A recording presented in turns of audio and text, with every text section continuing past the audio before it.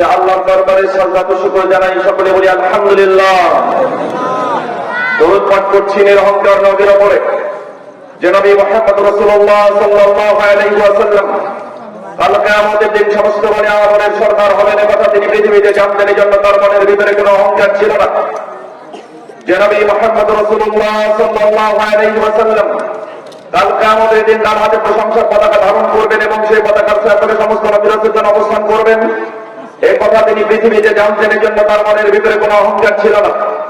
যে নবী মুহাম্মদ রাসূলুল্লাহ সাল্লাল্লাহু আলাইহি ওয়াসাল্লাম কাল কিয়ামত শুরুর প্রাক্কালে যার কবরের ছাদকে সর্বপ্রথম খুলে দেওয়া হবে এবং যিনি সর্বপ্রথম জান্নাতের দুয়ার খুলে জান্নাতে প্রবেশ করবেন, তিনি হচ্ছেন আমাদের নবী। আরব নবী শিরোমণি সমস্ত উত্তম চরিত্রের পূর্ণতা, যার চরিত্রই ছিল কোরআন, মুহাম্মদুর রাসূলুল্লাহ সাল্লাল্লাহু আলাইহি ওয়াসাল্লাম। তার উপর শতকোটি দরুদ ও সালাম বর্ষিত হোক। সকলে আমার সাথে বলুন আল্লাহুম্মা সাল্লি ওয়া সাল্লিম আলা নাবিয়িনা মুহাম্মদ। সম্মানিত উপস্থিতি, আমরা যারা এই মাহফিলের প্যান্ডেলের ভিতরে আছি, খুশি না বেজার? খুব খুশি না অল্প খুশি? এখানে থাকলে লাভ না লস? কেমন লাভ? কেমন লাভ বলবো? বুখারী, মুসলিম, মিশকাত তিনটে হাদিস থেকে তাতে হাদিসটি আসছে। মিশকাতুল মাসাবি মূল কিতাব রশিদিয়া প্রেস 197 নম্বর পৃষ্ঠা 15 নম্বর লাইন, 9টি শব্দ বাদে কিতাবুদ দাওয়াত 395 অধ্যায় পাবেন। বাবু যিকরিল্লাহ আযজা ওয়া জাল্লা ওয়া তাকাররুব ইলাইহি, আল্লাহ সুবহানাহু ওয়া তাআলার জিকির এবং নৈকট্যের প্রচেষ্টা সংক্রান্ত একটা অনুচ্ছেদ পাবেন। আল ফাদলুল আউয়াল প্রথম করেছেন হাদিস নম্বর 2267, হাদিস বর্ণনা করেছেন আবু হুরায়রা রাদিয়াল্লাহু তাআলা আনহু তিনি বলেন, قال رسول الله صلى الله عليه وسلم, রাসূল সাল্লাল্লাহু আলাইহি ওয়াসাল্লাম বলেন, ইন্না লিল্লাহি মালাইকাতান সাইয়্যারাতান ফাতারান, আল্লাহ সুবহানাহু ওয়া তাআলার একদল অতিরিক্ত পর্যটক বাহিনী ফেরেশতা রয়েছে। আল্লাহ নবী সাল্লাল্লাহু আলাইহি ওয়াসাল্লাম বলছেন, আল্লাহ সুবহানাহু ওয়া তাআলার একদল অতিরিক্ত পর্যটক বাহিনী ফেরেশতা রয়েছে। ইয়াবতাগুনা মাজলিসাল যিকর, এদের কাজ হচ্ছে পৃথিবীতে এরকম কোথায় জিকিরের বৈঠক বসেছে, এই জিকিরের বৈঠকগুলো এরা খুঁজে বেড়ায়। রাসূল সাল্লাল্লাহু আলাইহি ওয়াসাল্লাম বলেন, ফাইজা ওয়াজাদু মাজলিসান ফীহি যিকরুন, যখন ফেরেশতারা এরকম কোন জিকিরের বৈঠক খুঁজে পায় যেখানে আল্লাহর জিকির চলে, ফাআতু মাহুম, তখন ওই মাহফিলের প্যান্ডেলের ভিতরে জিকিররত লোকদের সাথে ফেরেশতারাও বসে যান। শুধু তাই নয়, আল্লাহ নবী সাল্লাল্লাহু আলাইহি ওয়াসাল্লাম বলছেন, ওয়া হাফফা বা'দুহুম বা'দা বিআসলিহাতিহিম হাত্তা ইয়ামনাউ মা বাইনাহুম ওয়া বাইনাস সামাa'id দুনিয়া। শুধু তাই নয়, ফেরেশতাগুলো তাদের পাখাগুলো দিয়ে দুনিয়ার জমিন থেকে দুনিয়ার আসমান পর্যন্ত মাহফিলের প্যান্ডেলের ভিতরে জিকিররত লোকগুলোকে এভাবে আবৃত করে রাখেন। আল্লাহ নবী সাল্লাল্লাহু আলাইহি ওয়াসাল্লাম ফাইজা তাফাররাকু আরাদু ওয়াসাইদু ইলা সামা, যখন মাহফিল ভেঙে যাবে তখন লোকেরা যে যার বাড়িতে উঠে চলে যাবে, তখন ফেরেশতারাও আর এখানে থাকবে না, তারা তাদের দপ্তর গুটিয়ে উপরের দিকে উঠতে থাকবে। আচ্ছা বলেন তো, ফেরেশতারা যখন এখান থেকে চলে যাবেন, এইটা আপনারা জানেন কি জানেন না? আল্লাহ নবী সাল্লাল্লাহু আলাইহি ওয়াসাল্লাম বলছেন, ফায়াসআলুহুমুল্লাহু ওয়া হুয়া আ'লামু মিন আইনা জি'তুম, আল্লাহ সবথেকে বেশি জানেন ফেরেশতারা কোথা থেকে গেল। তারপরে আল্লাহ জিজ্ঞাসা করবে, মিন আইনা জি'তুম, তোমরা কোথা থেকে আসলে? তখন ফেরেশতারা বলবে, জিনা মিন ইনদি ইবাদিকা বিল আরদ, প্রতিপালক, আমরা দুনিয়াতে আপনার এমন কতগুলো বান্দার কাছ থেকে আসলাম, ইউসাব্বিহুনাকা ইউকাব্বিরুনাকা ইউহাল্লিলুনাকা ইউবাজ্জিলুনাকা ইউহাম্মিদুনাকা ওয়া ইয়াসআলুনাকা, প্রতিপালক, আমরা পৃথিবীতে আপনার এমন কতগুলো বান্দার কাছ থেকে আসলাম যারা আপনার আলহামদুলিল্লাহ পাঠ করছে, আপনার সুবহানাল্লাহ পাঠ করছে, আপনার লা ইলাহা ইল্লাল্লাহ পাঠ করছে, আপনার আল্লাহু আকবার পাঠ করছে, আপনার প্রশংসা করছে, আপনার মর্যাদা বর্ণনা করছে এবং বসে বসে আপনার কাছে প্রার্থনা করছে। তখন আল্লাহ বলবেন, মাযা ইয়াসালুনি, ওরা ওখানে বসে আমার কাছে কি চায়? কি চান? বলেন কি চান? আজকে যা চাইবেন আল্লাহ সব চাওয়া পূর্ণ করে দিতে পারেন। ফেরেশতারা বলবে, ইয়াসালুনাকা জান্নাতাকা, প্রতিপালক, ওরা ওখানে বসে আপনার জান্নাতটা চায়। তখন আল্লাহ বলবেন, হালারাও জান্নাতি, ওরা যে আমার জান্নাত চায়, ওরা কি আমার জান্নাত দেখেছে? তখন ফেরেশতারা বলবে, লা রব্বি, না প্রতিপালক, তারা আপনার জান্নাত দেখে নাই। তখন আল্লাহ বলবেন, ফাকাইফা লাউ রাও জান্নাতি, কেমন হতো বলো তো যদি ওরা আমার জান্নাতটা দেখতো? তখন ফেরেশতারা বলবে, ইয়াস্তাজিরুনাকা, প্রতিপালক আপনার কাছে আশ্রয় প্রার্থনা করেছে। তখন আল্লাহ সুবহানাহু ওয়া তাআলা বলবেন, মিন ইয়াস্তাজিরুনি, কোন জিনিস থেকে তারা আশ্রয় চায়? তখন ফেরেশতারা বলবে, মিন নারিকা, আপনার জাহান্নাম থেকে তারা আশ্রয় চায়। তখন আল্লাহ সুবহানাহু ওয়া তাআলা বলবেন, হাল রাউ নারি, ওরা যে আমার জাহান্নাম থেকে বাঁচতে চায়, ওরা কি আমার জাহান্নাম দেখেছে? তখন ফেরেশতারা বলবে, লা আই রব্বি, না প্রতিপালক, তারা আপনার জাহান্নাম দেখে নেই। তখন আল্লাহ বলবেন, ফাকাইফা লাউ রাউ নারি, কেমন হতো বলতো যদি ওরা আমার জাহান্নামটা দেখতো? তখন ফেরেশতারা বলবে, ইস্তাগফিরুনাকা, প্রতিপালক, তারা আপনার জাহান্নাম দেখতে চায় না, আপনার কাছে ক্ষমা প্রার্থনা করেছে। তখন আল্লাহ বলবেন, এই কথা বলছো? কদ গফরতু লাহুম ওয়া আতাইতুহুম মা সানু, তোমরা এই কথা বলছো, তোমরা আমার কাছে আসার আগেই মাহফিলের প্যান্ডেলের ভিতরে জিকররত লোকগুলোকে আমি আল্লাহ ক্ষমা করে দিয়েছি। ওয়া আতাইতুহুম মা সানু, এবং ওরা ওখানে বসে আমার কাছে যা যা চেয়েছে আমি আল্লাহ তাদের সব চাওয়াগুলোকে পূর্ণ করে দিলাম। ওয়াজারতুহুম মিম্মা ইসতাজারু, এবং ওরা ওখানে বসে যে জাহান্নাম থেকে মুক্তি চেয়েছে আমি সেই জাহান্নাম থেকে ওদের মুক্ত করে দিলাম।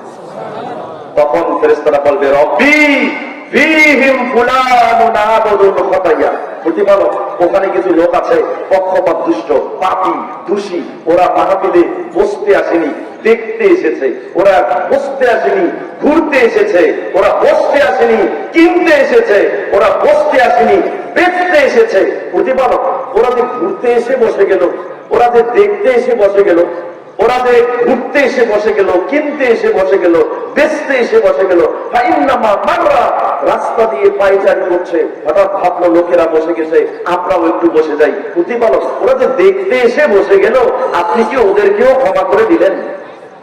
তখন আল্লাহ বলবেন, ওয়ালাহু গফরতু, ও যে দেখতে এসে বসে গেছে আমি ওকেও ক্ষমা করে দিলাম।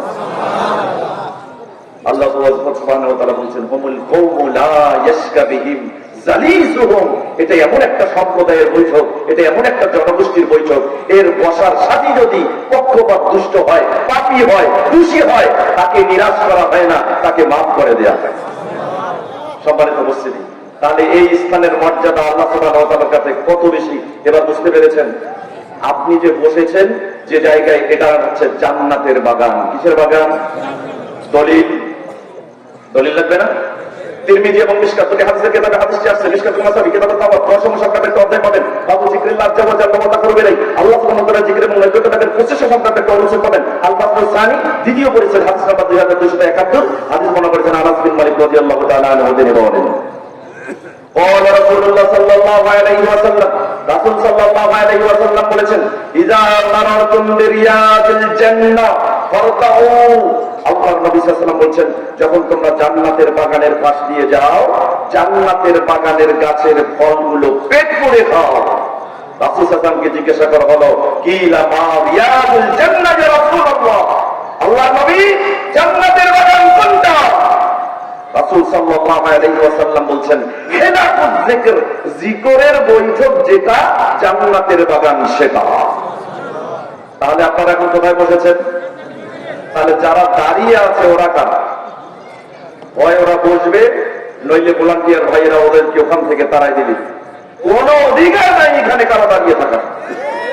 হয় বসা, না হলে চলে যাও। আল্লাহ সুবহানাহু ওয়া তাআলা আমাদেরকে শান্ত হয়ে কোরআন এবং সহিহ হাদিস থেকে আলোচনা শোনার তৌফিক দান করুন, সকলে বলি আমিন। সম্মানিত উপস্থিতি, যেহেতু সময় কম, অল্প সময়ের মধ্যে নির্দিষ্ট একটি বিষয়ে আলোচনা তুলে ধরার চেষ্টা করব। আল্লাহ সুবহানাহু ওয়া তাআলা আমাদেরকে সেই তৌফিক দান করুন, সকলে বলি আমিন। প্রথম কথা হচ্ছে, কথা বলবেন না, স্টেজে কথা বলবেন না। প্রথম কথা, আমরা আনুগত্য করব কার? এবং পৃথিবীতে কোন মানুষের অনুসরণ করে, আনুগত্য করে যদি আমাদেরকে ইসলাম মানতে হয়, সেই ব্যক্তি আমাদের মডেল, তিনি কে? মুহাম্মদ রাসূলুল্লাহ সাল্লাল্লাহু আলাইহি ওয়াসাল্লাম। সম্মানিত উপস্থিতি, যেহেতু সময় কম, নির্দিষ্ট টপিকে একটু আলোচনা করতে হবে, তাই বেশি কিছু না বলে নির্দিষ্ট টপিকের সংক্ষিপ্ত বিবরণী তুলে ধরার চেষ্টা করব। আজকের আলোচনার বিষয় রিজিক। আমরা এই শব্দটার সাথে সকলে পরিচিত। রিজিক মানে হচ্ছে জীবিকা। জীবিকা আমরা সবাই চাই, যার যতটুকু আছে তার থেকে বেশি চাই, যা আছে এতে সন্তুষ্ট নই, আরো বেশি চাই, বেশি চাই, বেশি চাই।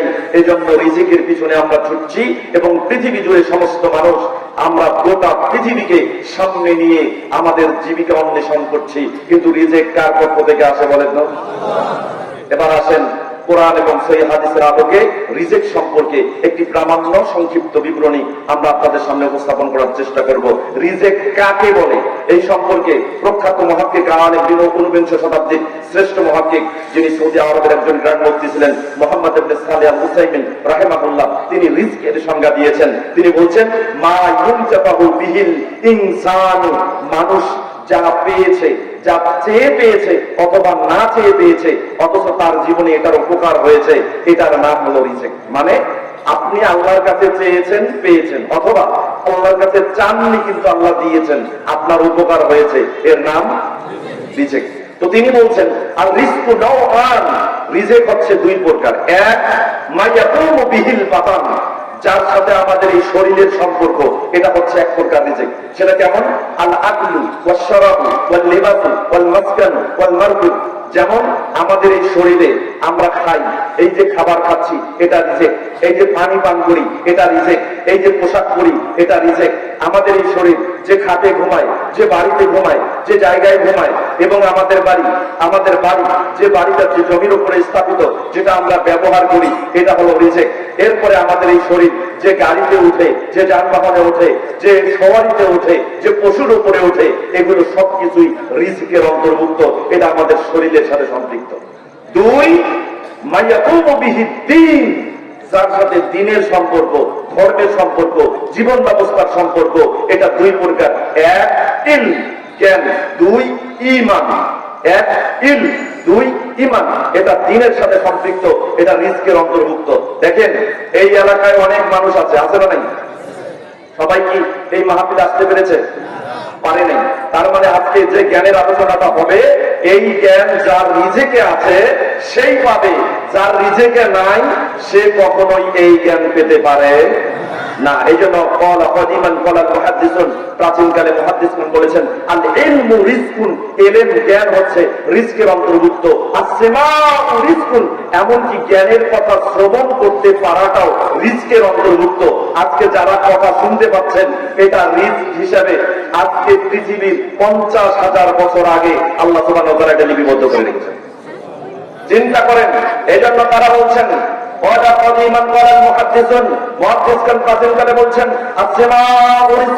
শ্রবণ করাটা রিজকের অন্তর্ভুক্ত। এমনকি কোন ছাত্র শিক্ষকের কাছে শুনে শুনে জ্ঞান অর্জন করে, এটাও হচ্ছে আল্লাহর দেওয়া রিজিক সমূহের মধ্যে একটি রিজিক। সম্মানিত উপস্থিতি, ঈমান কি সবার তাকদীরে আছে? সবার রিজিকে আছে? এনসাইক্লোপিডিয়া ব্রিটানিকা 2009 এর পরিসংখ্যান মতে সারা পৃথিবীতে 3,500-এর মতো ধর্ম আছে। এর মধ্যে 2,500টি ধর্ম রেজিস্ট্রেশন করা, তার মধ্যে একটি ধর্ম জীবন ব্যবস্থা যেটা আমরা গ্রহণ করেছি, এর নাম হলো ইসলাম। যারা মুসলিম, যারা মুমিন, তাদের রিজকের মধ্যে ঈমান আছে। এছাড়া 600 কোটি মানুষের মধ্যে মুসলমান ব্যতীত বাকি যারা আছে, তাদের রিজকের মধ্যে কি নাই বলেন তো? ঈমান নাই। তাহলে বোঝা গেল ঈমান রিজকের অন্তর্ভুক্ত, এতে কোনো সন্দেহ নেই। এবার আসেন, এই রিজিক কার পক্ষ থেকে আসে? কার পক্ষ থেকে? আল্লাহ সুবহানাহু ওয়া তাআলা বলছেন সূরা জারিয়াত অধ্যায় 51 আয়াত 56 থেকে 58, আল্লাহ সুবহানাহু ওয়া তাআলা বলছেন, ওমা খালাকতুল জিন্না ওয়াল ইনসা ইল্লা লিয়াবুদুন। আল্লাহ বলছেন, আমি মানুষ এবং জিনকে সৃষ্টি করেছি একমাত্র আমি আল্লাহর ইবাদত করার জন্য। এরপরে আয়াত আল্লাহ বলছেন, মা উরিদু মিনহুম মির রিজকিন, আমি জিন এবং মানুষকে আমার ইবাদতের জন্য সৃষ্টি করেছি, আমি তাদের কাছ থেকে কোনো রিজিক চাই না। ওমা উরিদু আন ইউতিমুন, এবং মানুষ এবং জিন আমি আল্লাহকে খাওয়াবে, আমি এটা চাই না। বরং তারা যেন জেনে রাখে, তারা যেন এটা জেনে নেয়, ইন্নাল্লাহ ওয়ার রাজ্জাকু যুল কুওয়াতিল মাতিন। আল্লাহ সুবহানাহু ওয়া তাআলা বলছেন, এই পৃথিবীর সমস্ত সৃষ্টির জন্য সবথেকে বড় রিজিক দাতা যিনি, তিনি হচ্ছেন আল্লাহ, তিনি হচ্ছেন শক্তিধর এবং তিনি হচ্ছেন মহাপরাক্রমশালী। তাহলে বোঝা যাচ্ছে এই আয়াতে কারিমা থেকে আল্লাহ হচ্ছেন পৃথিবীর জাগতিক যত প্রাণী আছে সবার উপরে সবথেকে বড় রিজিক দাতা। সম্মানিত উপস্থিতি, এবার আসেন রিজিক শব্দটাকে একটু ব্যাখ্যা বিশ্লেষণ করি। র, ঝ, ক, তিনটি অক্ষর মিলে র, ঝ, ক, রিজকুন। রিজকুন শব্দ থেকে চারটি গঠনে 123টি শব্দ কোরআনুল কারীমে এসেছে। রিজকুন, রিজকুন এই শব্দটা আল্লাহ কোরআনে উল্লেখ করেছেন 55 বার। রজাকা, ইয়ারজুকু, ইয়ারজুকুন, তারজুকু, তুরজাকুন, এরকম ক্রিয়া আল্লাহ সুবহানাহু ওয়া তাআলা কোরআনুল কারীমে ব্যবহার করেছেন 61 বার। রাজ্জাক সবথেকে বড় রিজিক দাতা, বলেন তো কে? সবথেকে বড় রিজিক দাতা আল্লাহ। এই রাজ্জাক কথাটা কোরআনে মাত্র ব্যবহার হয়েছে একবার। রাজিকুন মানেও রিজিক দাতা, এই রাজিকুন কথাটা কোরআনুল কারীমে এসেছে 6 বার। এই টোটাল 4টি শব্দে 4টি গঠনে 123টি শব্দ রিজকুন ধাতু হতে আল্লাহ সুবহানাহু ওয়া তাআলা কোরআনুল কারীমে উল্লেখ করেছেন। এবার আসেন সূরা জারিয়াত অধ্যায় 51 আয়াত 58 আল্লাহ সুবহানাহু ওয়া তাআলা বলেছেন, ইন্নাল্লাহা ওয়া রাজ্জাকু যুল কুওয়াতিল মাতিন। নিশ্চয়ই আল্লাহ সুবহানাহু ওয়া তাআলা হচ্ছেন সবথেকে বড় রিজিক দাতা, তিনি হচ্ছেন শক্তিধর এবং তিনিই হচ্ছেন মহাপরাক্রমশালী। এবার আসেন এই পৃথিবীর মানুষ আমরা রিজিক নিয়ে খুব চিন্তিত, আমরা খুব উদ্বিগ্ন। বলেন তো আমাদের রিজিক কার থেকে আসবে? কার থেকে? এই বিশ্বাস আছে আমাদের? এবার আসেন আমাদের দেশে কিছু গরিব মানুষ আছে, এই গরিব মানুষরা ভিক্ষা করে, বিভিন্ন বাড়িতে যায়, টাকাওয়ালার বাড়িতে যায়, পয়সাওয়ালার বাড়িতে যায়, সম্পদশালীর বাড়িতে যায়, বিত্তশালীর বাড়িতে যায় এবং সেখানে গিয়ে সবল করে এবং সম্পদশালী, বিত্তশালী, সম্পদশালী, বিত্তশালী, ধনী, ধনাঢ্যশালী এরা ছোট ছোট মানুষ, গরিব গরিব মানুষকে দান করে, সদকা করে, যাকাতের অর্থ দিয়ে তাদের জীবিকার ব্যবস্থা করে। এই জন্য পৃথিবীতে আমরা মনে করি গরিব মানুষ বড় লোকের টাকায় জীবিকা নেয়, অর্জন করে। বলি না? বলি না? আমরা অনেক সময় বড় লোক পয়সাওয়ালাকে কৃতিত্ব দিয়ে থাকি, অথচ এই বড় লোক পয়সাওয়ালাদের কৃতিত্ব নেওয়ার কিছু নাই। 1450 বছর আগে আপনার রব আল্লাহ সুবহানাহু ওয়া তাআলা সূরা বাকারা অধ্যায় 2 আয়াত 3 এখানে বলেছেন, ওয়ামিম্মা রাযাকনাহুম ইউনফিকুন। ও ধনীরা, ও সম্পদশালীরা, তোমরা যে টাকা দান করে গরিবের জীবিকার ব্যবস্থা হয়, এই রিজিক তোমরা দাও না, এই রিজিক, এই সম্পদ আমি আল্লাহ তোমাদেরকে রিজিক হিসেবে দান করেছি। তাহলে বোঝা গেল এই পৃথিবীতে গরিবদের রিজিক বড় লোক টাকাওয়ালা পয়সাওয়ালার টাকা থেকে আসে না। এখন আমাদের মধ্যে কিছু গরিব মানুষ আছে, অহংকারী গরিব মানুষ আছে, সে বলে আমার শক্তি আছে, সামর্থ্য আছে, হাত দিয়ে আমি কর্ম করতে পারি, পা দিয়ে চলতে পারি, যতক্ষণ চলতে পারবো, যতক্ষণ কর্ম করতে পারবো, ততক্ষণ এই পৃথিবীতে আমার রিজিকের কথা কাউকে চিন্তা করতে হবে না, আমার রিজিকের জন্য আমি নিজেই যথেষ্ট।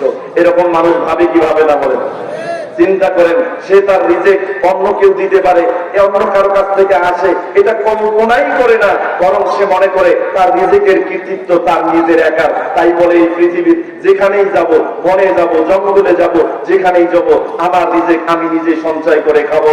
এই ব্যক্তি, এই অহংকারী গরিবকে আল্লাহ সুবহানাহু ওয়া তাআলা 1450 বছর আগে ডাক দিয়ে বলছেন সূরা বাকারা অধ্যায় 2 আয়াত 22 আল্লাহ সুবহানাহু ওয়া তাআলা বলছেন, আল্লাযী জাআলা লাকুমুল আরদা ফিরাশান ওয়াস সামাআ বিনাআন ওয়া আনজালা মিনাস সামাই মাআন ফাআখরাজা বিহি মিনাস সামারাতি রিজকান লাকুম। আল্লাহ সুবহানাহু ওয়া তাআলা বলছেন, এই যে জমিনটা দেখছেন, জমিনের উপরে হাঁটছেন, এই জমিনকে আল্লাহ বিছানা স্বরূপ করে দিয়েছেন।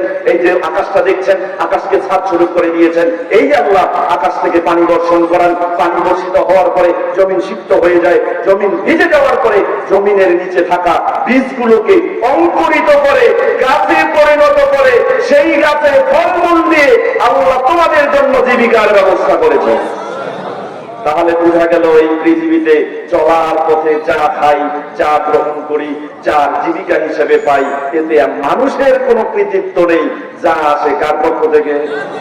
আল্লাহর পক্ষ থেকে। এখন কৃষক বলছে, ভাই আপনার 10 বিঘা জমি চাষ করেছেন, আবাদ করেছেন, আমি কৃষক যদি চাষ না করি তাহলে আপনার 10 বিঘা জমির রিজেক আসবে না।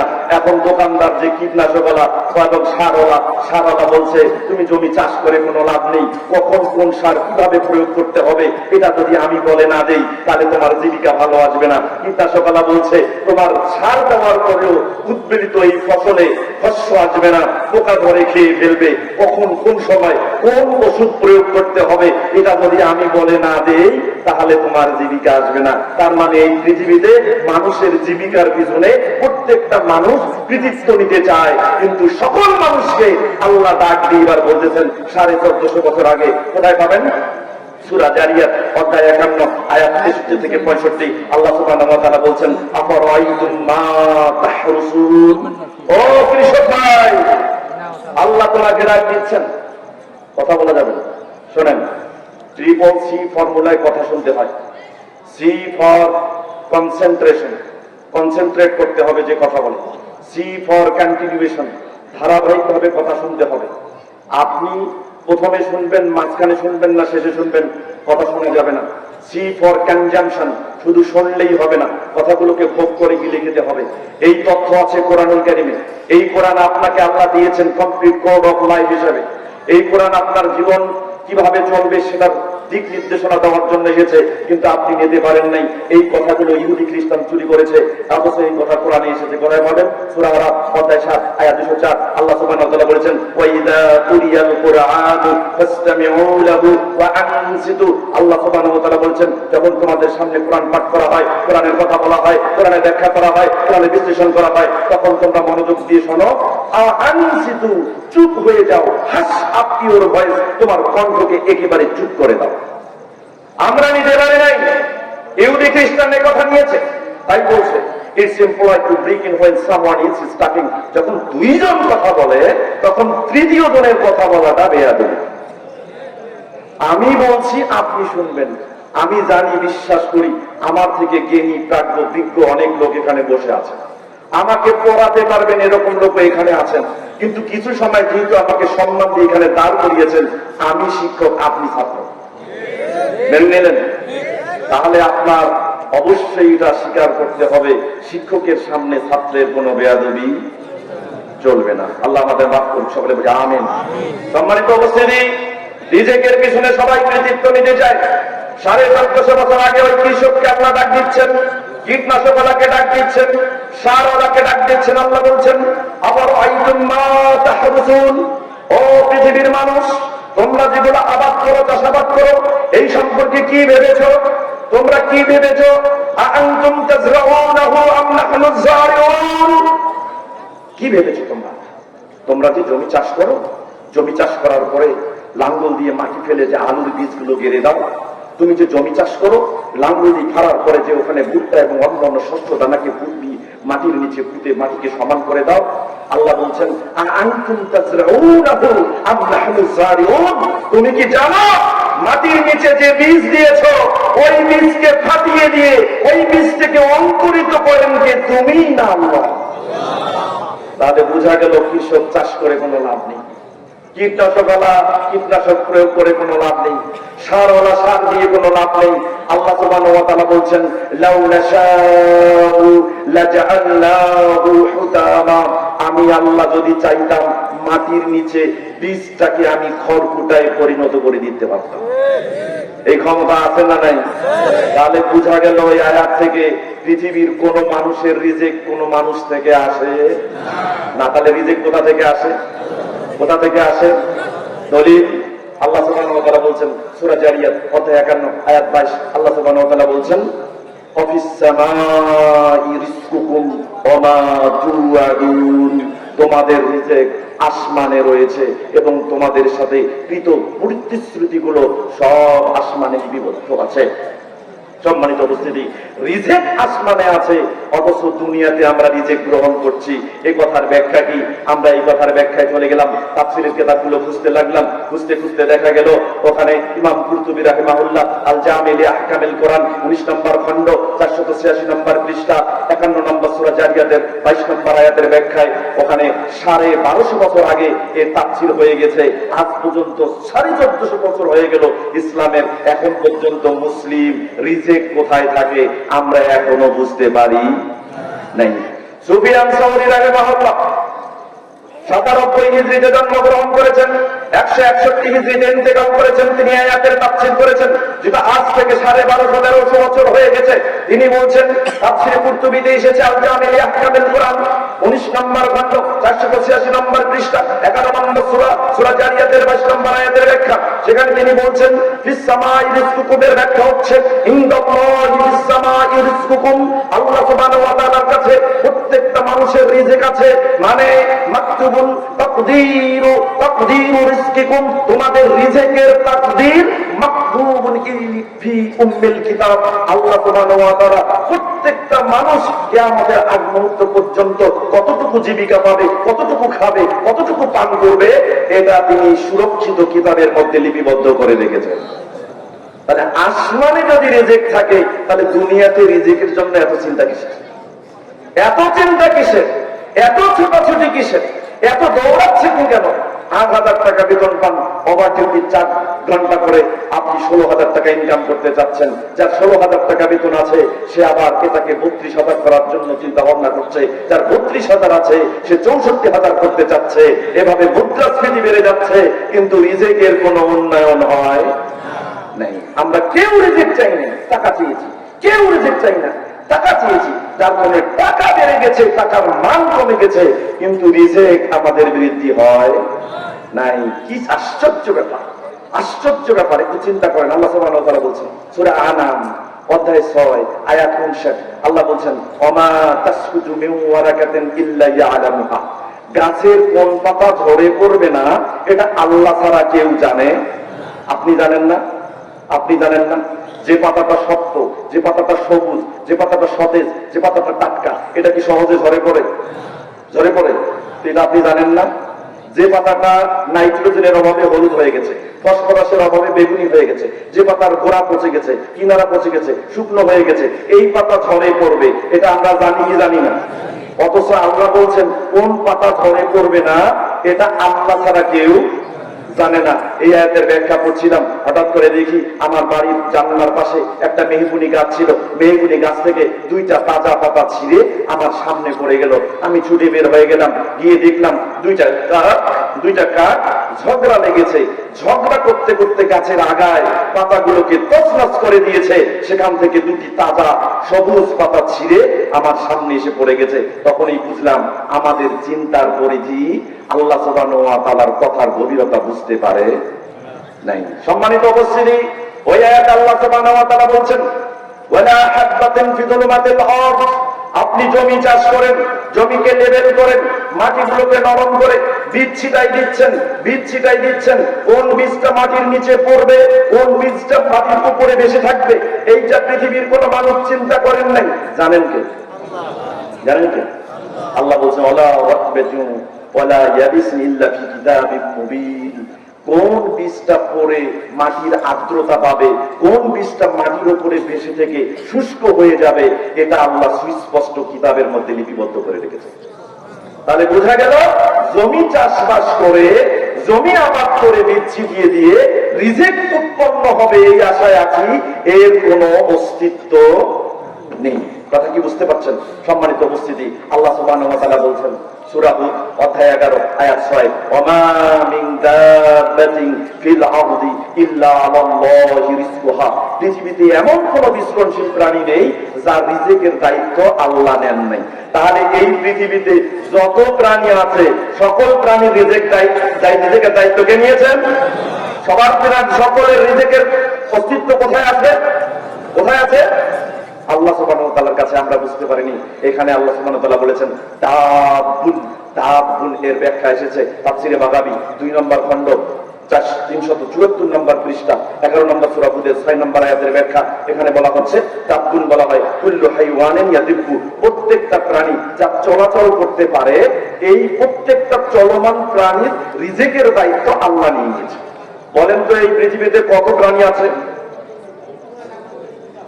মা বোনদের মধ্যে জায়গা হচ্ছে না, আপনারা একটু চেপে চেপে একজন আরেকজনকে একটু জায়গা করে দেন, পরস্পরকে সাহায্য সহযোগিতা করে বসার ব্যবস্থাপনা করে দেন। আল্লাহ সুবহানাহু ওয়া তাআলা সকলের উপরে রহমত বর্ষণ করুন, সকলে বলি আমিন। সম্মানিত উপস্থিতি, বলেন তো এই পৃথিবীতে কত হাজার প্রাণী আছে? বলতে পারেন কত হাজার প্রাণী আছে?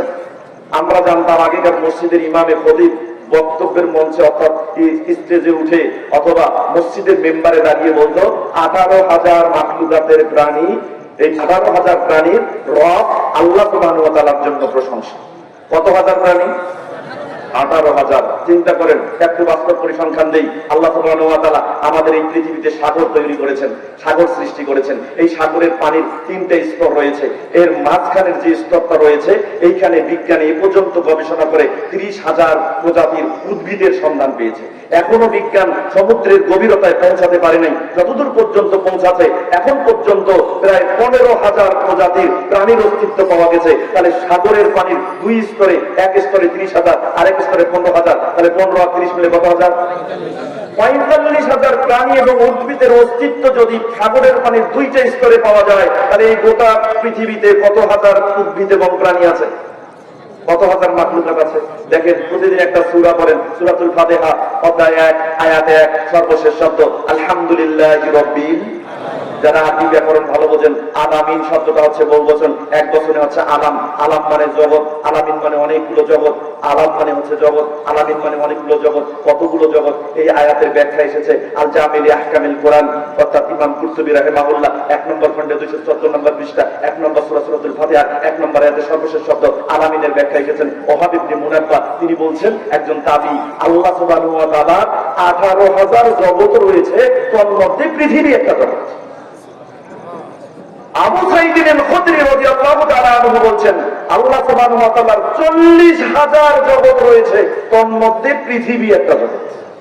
চিন্তা করছেন, তাহলে এই পৃথিবীর সমুদ্রের পানির 2 স্তরে যদি 45,000 প্রাণী এবং উদ্ভিদের সন্ধান পাওয়া যায়, তাহলে 40,000 জগতে কত হাজার লক্ষ প্রাণী আছে একটু হিসাব করেন। সম্মানিত উপস্থিতি, এই জন্য আল্লাহ সুবহানাহু ওয়া তাআলা বলেছেন সূরা নাহল অধ্যায় 16 আয়াত 18, আল্লাহ সুবহানাহু ওয়া তাআলা বলেছেন ওয়া ইন তাউদ্দু নি'মাতাল্লাহি লা তুহসুহা। যদি আল্লাহর নিয়ামত গুনতে যাও, আল্লাহর নিয়ামত গুনে শেষ করা যাবে না। সম্মানিত উপস্থিতি, একটু বোঝার চেষ্টা করেন। আপনার পেট একটা জগৎ, এই পেটের মধ্যে 23 প্রজাতির প্যারাসাইট আছে, পরজীবী আছে।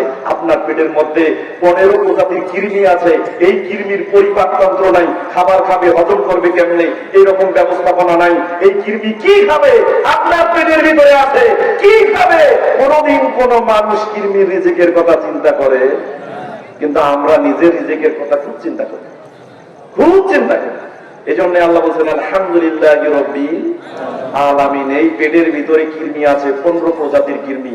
এক প্রকার কৃমি আছে রগের ভিতরে, রক্তের মধ্যে কোলেস্টেরলের মাত্রা যখন বেড়ে যায়, এই বর্জ্য পদার্থকে খেয়ে নষ্ট করার জন্য এক প্রকারের কৃমি আল্লাহ সৃষ্টি করেছেন, এর নাম ফুলুকুলক। এই কৃমি কি খাবে, কেমনে হজম করবে? এই জন্য আমরা যে খাবারগুলো খাই, এই খাবারগুলো খাওয়ার পরে পরিপাক হয়ে যাওয়ার পর পরিপাকৃত খাবারগুলোকে কৃমির জন্য আল্লাহ রিজিকের ব্যবস্থা করে দিয়েছে। চিন্তা করে, আমরা কোনদিন কৃমি রিজিকের কথা চিন্তা করি নাই, অথচ কৃমি ঠিক ওই পেটের ভিতরে বেঁচে আছে, অথচ আমরা বেঁচে আছি। আল্লাহ বাঁচিয়ে রেখেছেন, রিজিক ছাড়া রাখেন নাই, অথচ রিজিকের জন্য কত উদ্বিগ্ন। সম্মানিত উপস্থিতি, একজন ব্যক্তির কথা বলি, নাম আবু সাঈদ। তিনি মসজিদে যেতেন, ফরজ সালাত আদায় করতেন, বাড়িতে গিয়ে নফল সালাত আদায় করতেন। মসজিদ বাড়ি, বাড়ি মসজিদ, মসজিদ বাড়ি, বাড়ি মসজিদ। লোকেরা একদিন জিজ্ঞাসা করছে, আশ্চর্য ব্যাপার, আবু সাঈদ মসজিদে যায়, ফরজ সালাত আদায় করে, বাড়িতে নফল সালাত আদায় করে, কোনো কাজ করে না, কোনো কাজ করতে দেখি না, কি করে, কেমনে ইনকাম করে, কি উপার্জন করে, খায় কেমনে? চলো তো জিজ্ঞাসা করি। ঘটনা এসেছে তারিখে দেমাস্ক 12 নম্বর খণ্ডের 66 নম্বর পৃষ্ঠা। এছাড়াও এটি এসেছে আল জামি লি আহকামিল কোরআন 11 নম্বর খণ্ডের 72 নম্বর পৃষ্ঠা, অর্থাৎ 11 নম্বর সূরা সূরাতুল হুদের 6 নম্বর আয়াতের ব্যাখ্যায় ঘটনাটি এসেছে। আবু সাঈদকে গিয়ে এবার জিজ্ঞাসা করছে লোকজন, মিনাইনা তাকুলু ইয়া আবু সাঈদ, ও আবু সাঈদ তুমি কেমনে খাও, কিভাবে খাও, তোমার তো কোনো কাজ করতে দেখি না। এবার আবু সাঈদের জবাবটা দেখেন। আবু সাঈদ প্রশ্নটা শুনে আশ্চর্য হয়ে গেল, বলছে সুবহানাল্লাহ, আলহামদুলিল্লাহ, আল্লাহু আকবার। তোমরা কি প্রশ্ন করছো? ইন্নাল্লাহা ইয়ারযুকুল কালবা ওয়াস-সা'লাবা ওয়াল-জিদ্দা ওয়াল-আসাদা ওয়াল-খুরতুনা ওয়াল-দুদা ওয়াল-হাশারা ফালা ইয়ারযুকু আবা উসাইদ। কি বলছো তোমরা? আল্লাহ কুকুরকে খাওয়ান, যে কুকুরের রিজিকের কথা পৃথিবীর কোনো মানুষ চিন্তা করে নাই। শেয়ালকে খাওয়ান, শেয়ালের রিজিকের কথা পৃথিবীর কোনো মানুষ চিন্তা করে নাই। বনের হিংস্র প্রাণী সিংহ এবং বাঘকে খাওয়ান, তার রিজিকের কথা পৃথিবীর কোনো মানুষ চিন্তা করে নাই। এমনকি খুরতুন, মাটির নিচে যে কেঁচো আছে, চেরা আছে, এর রিজিকের কথাও পৃথিবীর কোনো মানুষ চিন্তা করে নাই। এর রিজিক আল্লাহ দেন। ওয়াল-দুদা ওয়াল-হাশারা, কীট পতঙ্গ ছোট ছোট যাকে খালি চোখে দেখা যায় না, তার রিজিকও আল্লাহ দেন। আফালা ইয়ারযুকু আবা উসাইদ, তাহলে আমার মতো আবু সাইদকে কেন আল্লাহ রিজিক দিবেন? কেন দিবেন? আবু সাইদের মতো বুঝেছেন কেউ? কোনদিন বুঝেছেন? আবু সাইদের মতো আল্লাহর কুকুর রিজিকের উপরে তাওয়াক্কুল করেছেন? করতে পারেন নাই, করতে পারেন নাই। তাই পৃথিবীকে স্বপ্নের দিকে নিয়ে ঠেলে নিজের জীবিকা বাড়ানোর চেষ্টা করছি। কখনো ভাবি নাই রিজিক আসে কার পক্ষ থেকে? কার পক্ষ থেকে? আল্লাহ সুবহানাহু ওয়া তাআলা তাই বলেছেন সূরা আনকাবুত অধ্যায় 29 আয়াত 17, ফাবতাহু ইকদাল্লাহি রিজকা ওয়া'বুদুহু। পৃথিবীর মানুষ, তোমরা আল্লাহ সুবহানাহু ওয়া তাআলার কাছে রিজিক তালাশ করো এবং তারই ইবাদত করো। সম্মানিত উপস্থিতি,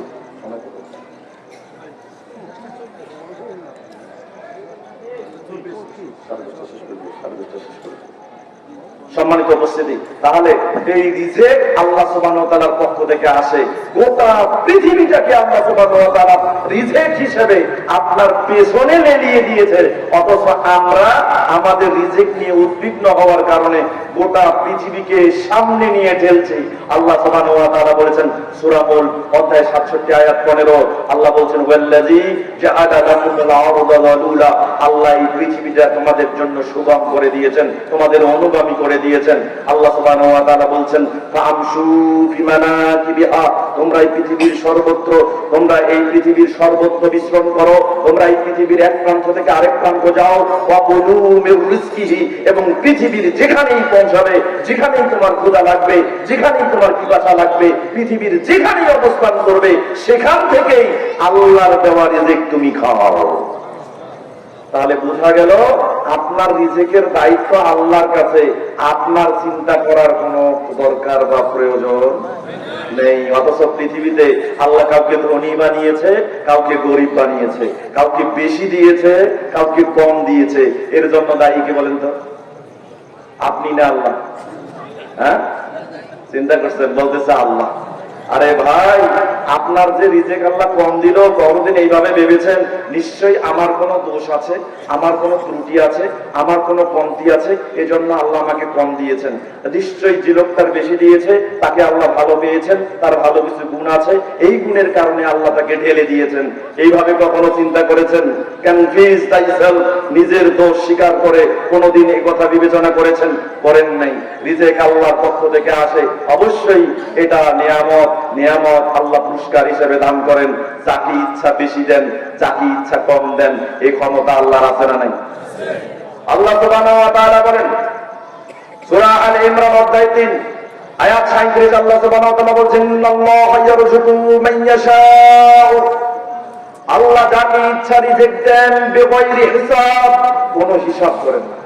যাকে ইচ্ছা দিতেন, কোনো হিসাব করেন না, বিনা হিসেবেই দান করেন। এই ক্ষমতা আল্লাহর আছে না নাই? আল্লাহ সুবহানাহু ওয়া তাআলা বলেন সূরা সাবা অধ্যায় 34 আয়াত 39, আল্লাহ সুবহানাহু ওয়া তাআলা বলেন নবী আপনি বলুন কুল ইন্না রাব্বি ইয়াবসুতু রিজকা লিমান ইয়াশাউ মিন ইবাদিহি ওয়া ইয়াকদিরু লাহু, নিশ্চয়ই আল্লাহ সুবহানাহু ওয়া তাআলা তার বান্দাদের মধ্য থেকে যাকে ইচ্ছা তাকে রিজিক প্রসারিত করে দেন, আর যাকে ইচ্ছা তার রিজিক সংকুচিত করেন। এই ক্ষমতা আল্লাহর আছে না নাই? যদি ক্ষমতা আল্লাহর থাকে, তাহলে ক্ষমতা বিবেচনা করে রিজিক বাড়িয়ে চাইব কার কাছে? চাই না। ওই যে বললাম একটু আগে যে আপনাকে কম দিয়েছে, একজনকে বেশি দিয়েছে, এজন্য দায়ীকে আপনি বললেন কে? আল্লাহ। চিন্তা করছেন? নাউযুবিল্লাহ। আপনাকে চিন্তা করতে হবে, অবশ্যই আমার ত্রুটি রয়েছে, অবশ্যই অবশ্যই আমার কমতি রয়েছে, অবশ্যই আমার ঘাটতি রয়েছে। আমার ঘাটতি থাকার কারণে, কমতি থাকার কারণে, ত্রুটি থাকার কারণে, দোষ থাকার কারণে আল্লাহ আমাকে রিজেক্ট কম দিয়েছে। এবার আসেন কোন কোন কাজে রিজেক্ট বৃদ্ধি হয় এগুলো আমরা জানার চেষ্টা করি। যদি এই কাজগুলো আমাদের মধ্যে না থাকে তাহলে বুঝতে হবে এই দোষের কারণে আল্লাহ আমাকে রিজেক্ট দেন নাই। বলবো, 1 নম্বর তাহকীকুত তাওহীদ, তাওহীদ প্রতিষ্ঠা করে চাইতে হবে কার কাছে? কিন্তু আপনি রিজেকশন পীর বাবার কাছে, রিজেকশন মাজারে, রিজেকশন কবরে। সন্তান রিজকের অন্তর্ভুক্ত, ছেলে আছে মেয়ে নাই, মেয়ে চাওয়ার জন্য শাহজালালের কবরে গেছে। মেয়ে আছে ছেলে নাই, ছেলে চাওয়ার জন্য রংপুর কারামাতিয়া মসজিদে চলে গেছে। এরকম রং আসারা নাই। ক্ষমতা কার দেওয়ার? চিন্তা করেন 42 নম্বর সূরা সূরা 49 50 নম্বর আয়াত আল্লাহ সুবহানাহু ওয়া তাআলা বলেন ইয়াহাবু লিমান ইয়াশাউ ইনাসা ওয়া ইয়াহাবু লিমান ইয়াশাউ যুকুরা। আল্লাহ যাকে ইচ্ছা কন্যা সন্তান দান করেন, যাকে ইচ্ছা পুত্র সন্তান দান করেন। ওয়া ইয়াজালু মান ইয়াশা ওয়া ইউজাউজুহু যুকরানা ওয়া ইনাসা। আল্লাহ যাকে ইচ্ছা কন্যাও দেন, পুত্রও দেন। এই ক্ষমতা আল্লাহর রাসূল নেন। ওয়া ইয়াজালু মান ইয়াশাউ আকিমা। আল্লাহ যাকে ইচ্ছা তাকে বন্ধা বানিয়ে দেন। এই ক্ষমতা আল্লাহর আছে না নেই? চিন্তা করেন, তাহলে পুত্র চাইলে চাইতে হবে আল্লাহর কাছে, কন্যা চাইলে চাইতে হবে আল্লাহর কাছে, কন্যা পুত্র উভয় চাইলে চাইতে হবে আল্লাহর কাছে। পৃথিবীর কারো কাছে চেয়ে তাওহীদকে নষ্ট করে রিজেক্ট কখনো বৃদ্ধি হবে না। যদি একজন না, গোটা শহর, গোটা দেশ, গোটা পৃথিবী যদি আল্লাহর কাছে একই সময়ে রিজেক্ট চায়, গোটা পৃথিবীকে রিজেক্ট দিয়ে পরিপূর্ণ করে দেওয়ার ক্ষমতা আল্লাহর আছে না নাই? এই জন্য আল্লাহ সুবহানাহু ওয়া তাআলা বলেছেন সূরা আরাফ অধ্যায় 7 আয়াত 96 আল্লাহ সুবহানাহু ওয়া তাআলা বলেছেন ওয়ালাউ আন্না আহলাল কুরা আমানু ওয়াত্তাকাউ।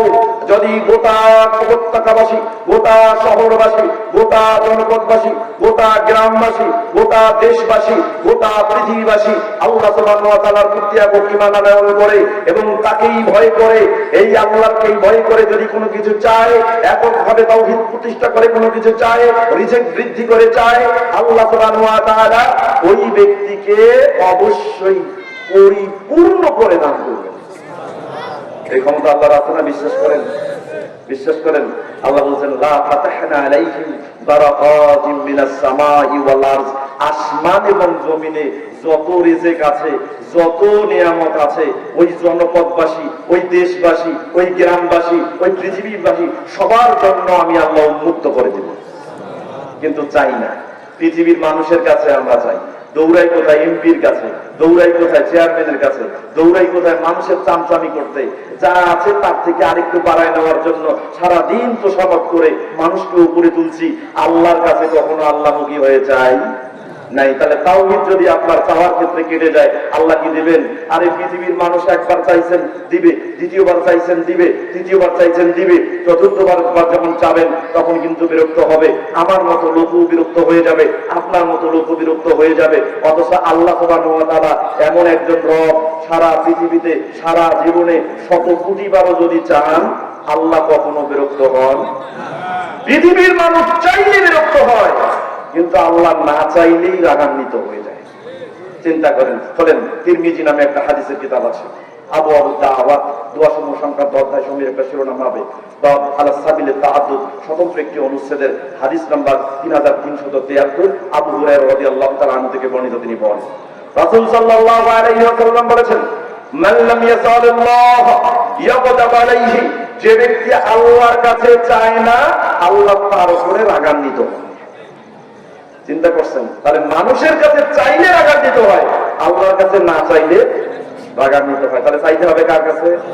কিন্তু আমাদের আত্মবিশ্বাস নাই, আমরা যে চাইলে পাবো এই বিশ্বাস আমাদের মধ্যে নাই, যার কারণে চাওয়ার পত্রেও আমরা অনেক সময় পাই না। এই ক্ষেত্রে একটা হাদিস দেখেন, তিরমিজি আবু আবু দাওয়াত দশম সংক্রান্ত অধ্যায় সমূহের একটা শিরোনাম পাবেন বাব আলা সাবিলে তাআদ্দুদ, স্বতন্ত্র একটি অনুচ্ছেদ 3479 নম্বর হাদিস। হাদিসটি বর্ণনা করেছেন আবু হুরায়রা রাদিয়াল্লাহু তাআলা আনহু থেকে বর্ণিত। তিনি বলেন قال رسول الله صلى সাল্লাল্লাহু আলাইহি ওয়াসাল্লাম, রাসূল সাল্লাল্লাহু আলাইহি ওয়াসাল্লাম বলেছেন, উদুল্লাহ, আল্লাহর কাছে চাও, ওয়া আনতুম মুকিনুনা বিল ইজাবা, আল্লাহর কাছে চাও, কায়ো মনোবাক্যে চাও যে আল্লাহর কাছে চাচ্ছি, আমি আল্লাহর কাছেই পাবো।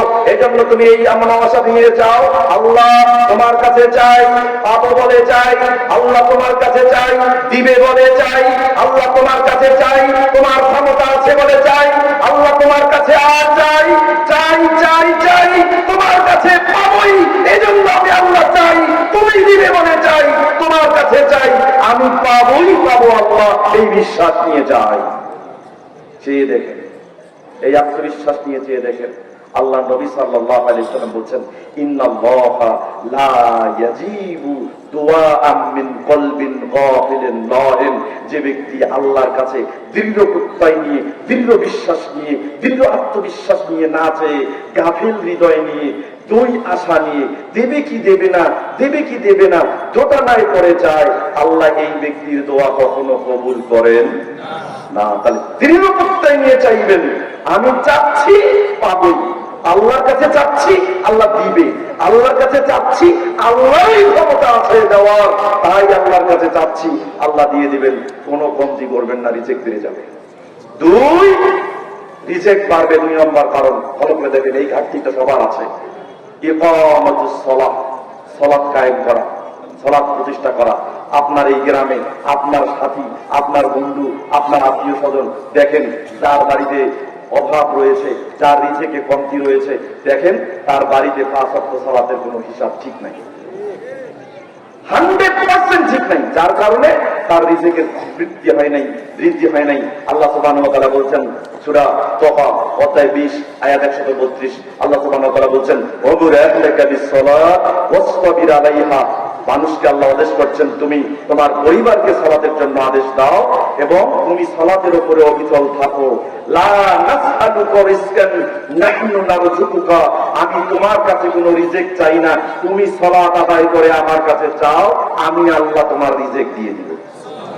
তাহলে যার রিজিকের ঘাটতি আছে, দেখবেন ওই সকল পরিবারের সালাতের ব্যবস্থাপনায় কোনো ঠিক নেই। এজন্য এই আয়াতের ব্যাখ্যায় ইবনে কাসির রাহিমাহুল্লাহ তাফসীরুল কোরআনুল আযীম 5 নম্বর খণ্ড 327 নম্বর পৃষ্ঠায় উল্লেখ করেছেন যে যদি সালাত কায়েম করা হয় কোন পরিবারে, ইজা উকিমাতিস সালাতু বিআহলি, যদি কোন প্রতি পরিবারের মধ্যে কৃতপক্ষে 5 ওয়াক্ত সালাত প্রতিষ্ঠা করা হয়, সালাত কায়েম করা হয়, আতাকাল্লাহু রিজকান মিন হাইসু লা তাহতাসিবু, আল্লাহ কোন দিক থেকে তোমাকে রিজিক দিবে তুমি নিজেও চিন্তা করতে পারবে না।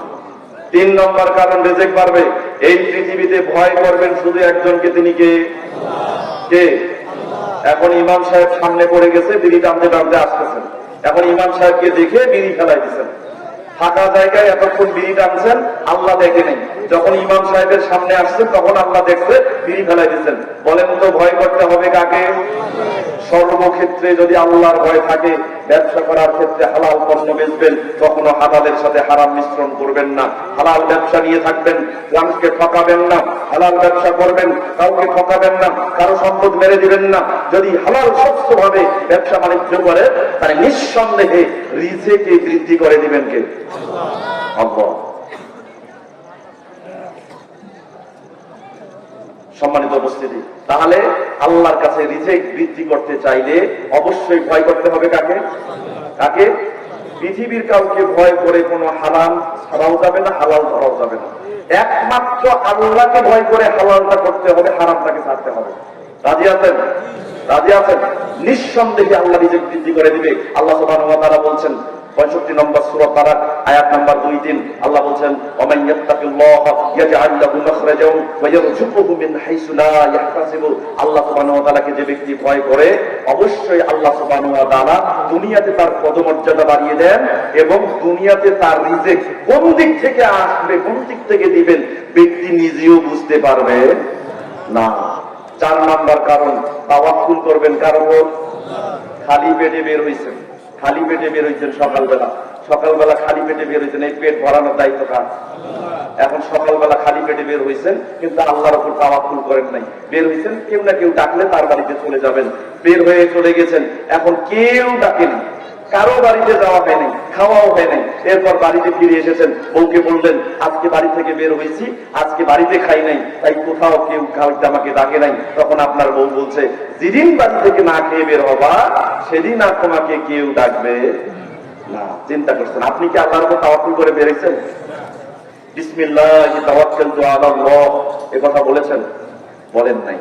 এই জন্য আপনি তাওয়াক্কুলই যদি আল্লাহর উপরে করেন নাই, রিজিক আসবে কেমনে, পেট পুরবে কেমনে? অথচ আল্লাহ সুবহানাহু ওয়া তাআলা বলছেন সূরা তালাক অধ্যায় 65 আয়াত 3, আল্লাহ সুবহানাহু ওয়া তাআলা বলছেন ওয়ামান ইয়াতাওয়াক্কাল আলাল্লাহি ফাহুয়া হাসবুহু, যে ব্যক্তি আল্লাহর উপর তাওয়াক্কুল করে আল্লাহ ওই ব্যক্তির জন্য যথেষ্ট হয়ে যায়। চিন্তা করছেন, একটা হাদিস দেখেন, পাখিরা যে সকাল থেকে ঘুম থেকে বের হয়, এই পাখির যে খালি পেট থাকে, এই খালি পেটটাকে ভরিয়ে দেন কে?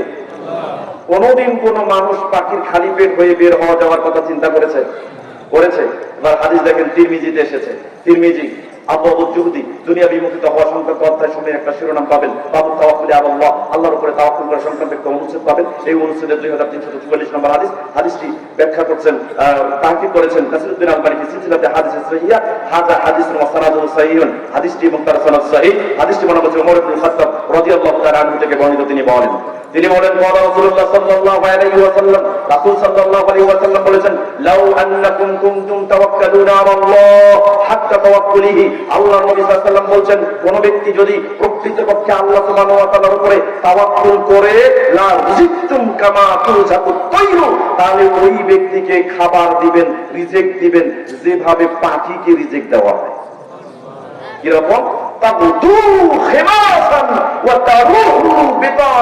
একটা পাখি সকালবেলা ঘুম থেকে উঠে খালি পেটে বের হয়ে যায়, সন্ধ্যাবেলায় পেট পুড়ে ঘরে ফিরে আসে।